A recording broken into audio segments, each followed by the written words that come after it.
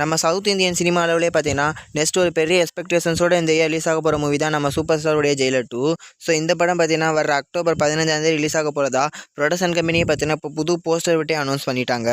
So release date போஸ்டரையுமே தாண்டி பார்த்தீங்கன்னா release date கிளிம்ஸையுமே பார்த்தீங்கன்னா இறக்கிட்டாங்க. ஸோ கிளிம்ஸ் பார்த்தீங்கன்னா எனக்கும் பிடிச்சிருந்துச்சு.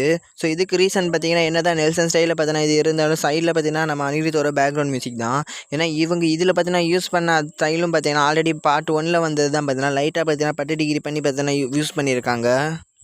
ஸோ இதுவுமே பார்த்தீங்கன்னா நல்லா தான் இருக்குது. ஸோ இதுக்கு முன்னாடி பார்த்தீங்கன்னா ஜெயிலர் 2 அனௌன்ஸ்மெண்ட் வீடியோ வந்தப்போ அப்போ ஒரு பேக்ரவுண்ட் யூஸ் பண்ணார். ஸோ அதுவும் பார்ட் 1ல் வந்தது தான். ஸோ அதுவும் நல்லாயிருக்கு. ஸோ இந்த மாதிரி இந்த பார்ட் 1ல் யூஸ் பண்ண பிஜிஎம்ஸ் பார்த்தீங்கன்னா நிறைய இது பார்ட் 2ல் வரும் போல்.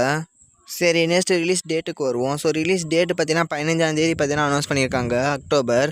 ஸோ இந்த ரிலீஸ் டேட் பார்த்தோம்னா இது ஒரு வியாழக்கிழமை. ஸோ வியாழன், வெள்ளி, சனி, ஞாயிறு பார்த்தீங்கன்னா பல்காக பார்த்தீங்கன்னா 4 டேஸ் கிடச்சிருச்சு. ஸோ அதுக்கடுத்து பார்த்தீங்கன்னா ஆயுத பூஜா வீக்கெண்ட் ஸ்டார்ட் ஆகுது.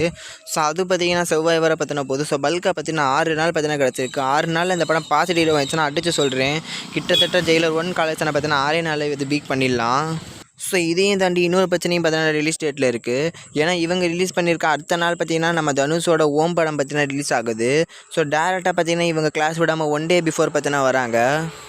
ஸோ இப்போ பார்த்தீங்கன்னா ஜெயிலர் மாதிரி ஒரு பெரிய படம் வரப்போ ஓம் பார்த்தீங்கன்னா கிளாஸுக்கு போட போகிறாங்களா இல்லை போஸ்ட்பான் ரைட்டு பார்த்தீங்கன்னா போக போகிறாங்கன்னு வெயிட் பண்ணி தான் பார்க்கணும்.